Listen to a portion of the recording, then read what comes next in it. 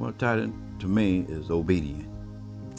And the one thing about being obedient, God has said in His Word that obedience is better than sacrifice. So we try and be obedient to God's Word in order for our families to see that we try to follow what God has said that we should do. It is important because God said that you should tithe. And one thing we try and do is follow what God's Word has said in raising our children and living the life for our families to see too. It's just important for us to live that life, so we live what we talk about. And tithing is part of that, and the blessings come with that because God has said that He will open the windows of heaven and pour you out a blessing that you shall not have room to receive. And that's not just financial, but we've been married 39 years?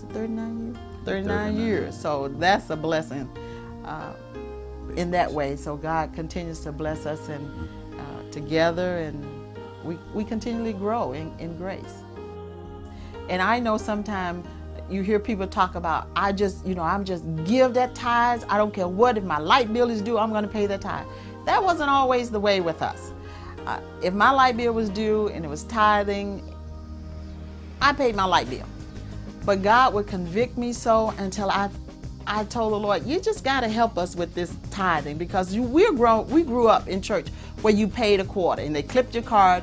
So then you come where someone is telling you that you got to pay tithes and you got to do this. So with prayer and talking together and coming to an understanding. So what we do is we kind of pay ahead of tithes, so that if, just say for instance, just a roundabout number of $50, we pay $100. So we're putting money in the bank. So if there is a time where something happens and we have to do that, that tithes is still in the bank, that we won't miss that. And it's important because the lights have to be paid in church, water, gas.